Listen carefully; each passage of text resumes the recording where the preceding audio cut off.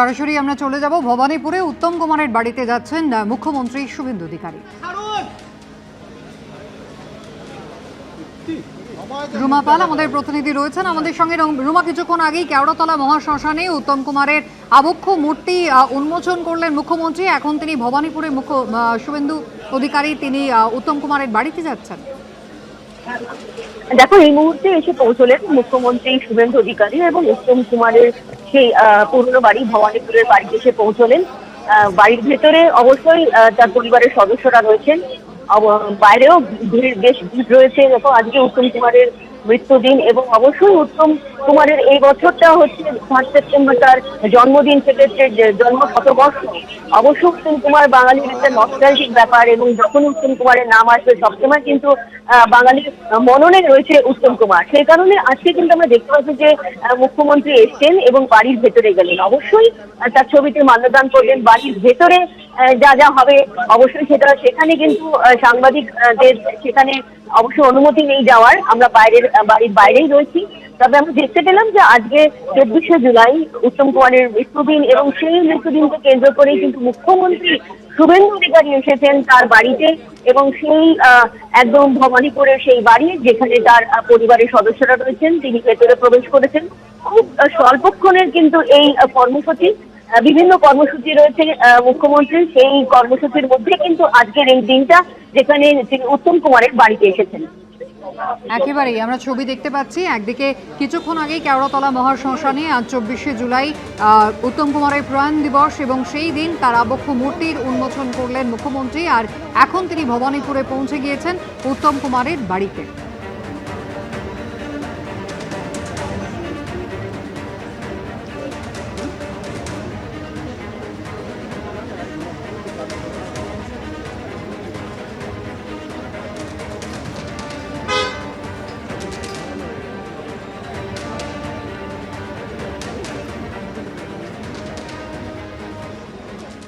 এদিকে চাঁদার জুলুম এবং ক্ষমতা অপব্যবহারে জিরো টলারেন্স বিজেপি সরকারের সোশ্যাল মিডিয়ায় পোস্ট করে সরব হয়েছেন মুখ্যমন্ত্রী শুভেন্দু অধিকারী। পশ্চিম বর্ধমানের রামপুর চেকপোস্টে কর্মকর্তারা ট্রাককে অন্যায়ভাবে আটক করেছে। চালককে অবৈধভাবে হয়রানি করা হয়, ঘুষের জন্য চাপ দেওয়া হয়, তিনি অস্বীকার করলে গাড়িটি বাজেয়াপ্ত করা হয়। চাঁদাবাজি এবং ক্ষমতার অপব্যবহারের অভিযোগের ভিত্তিতে পরিবহন বিভাগ দ্রুত পদক্ষেপ গ্রহণ করেছে। রামপুর চেকপোস্টে কর্মরত অভিযুক্ত মোটর ভেহিকেল ইন্সপেক্টরদের বরখাস্ত করা হয়েছে। কোনো অবস্থাতেই চাঁদাবাজি দুর্নীতি সহ্য করা হবে না, দুর্নীতির বিরুদ্ধে আমাদের সরকারের জিরো টলারেন্স, কেউ আইনের ঊর্ধ্বে নয়, পোস্ট করেছেন মুখ্যমন্ত্রী শুভেন্দু অধিকারী।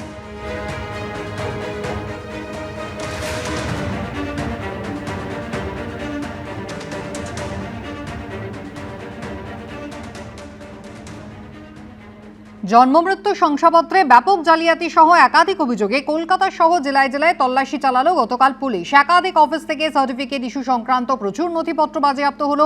কলকাতা পুরসভার বিভিন্ন বড় অফিসে পৌঁছে গেল পুলিশ। এদিকে কোচবিহার থেকে উত্তর 24 পরগনা বিভিন্ন জেলায় পুলিশের তরফে চলল নথি সংগ্রহের কাজ। দিকে দিকে পুলিশ, একসঙ্গে একাধিক জায়গায় অভিযান, লক্ষ্য দুর্নীতির গভীরে যাওয়া, খুঁজে বের করা কালপ্রিটদের।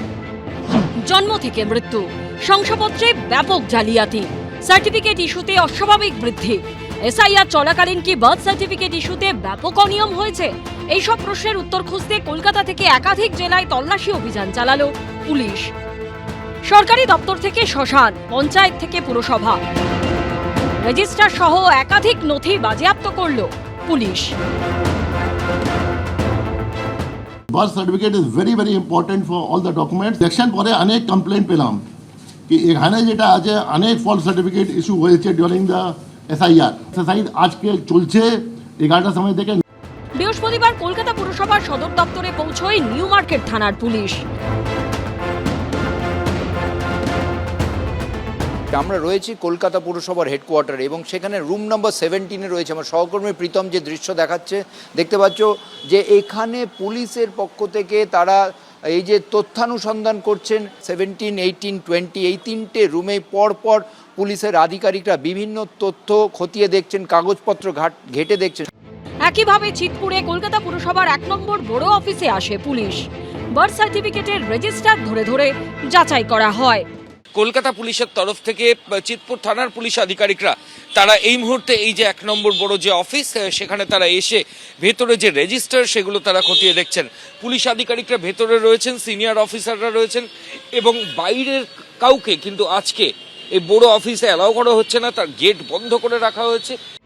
একইভাবে ফুলবাগানে কলকাতা পুরসভার 3 নম্বর বড় অফিসে কেওড়াতলা মহাশ্মশানে নথি সংগ্রহ করতে পৌঁছয় টালিগঞ্জ থানার পুলিশ।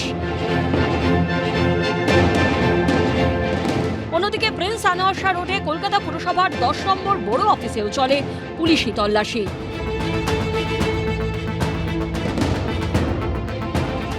কলকাতার পাশাপাশি একাধিক জেলাতেও চলে তল্লাশি অভিযান। কোচবিহার থেকে বীরভূম, বাঁকুড়া, পূর্ব বর্ধমান থেকে পশ্চিম বর্ধমান, উত্তর 24 পরগনা থেকে মালদা, দক্ষিণ 24 পরগনা থেকে হুগলি, পশ্চিম মেদিনীপুর থেকে হাওড়া, অর্থাৎ দক্ষিণবঙ্গ থেকে উত্তরবঙ্গ নানা পুরসভায় পৌঁছয় পুলিশ। তন্ন তন্ন করে খতিয়ে দেখা হয় নথি।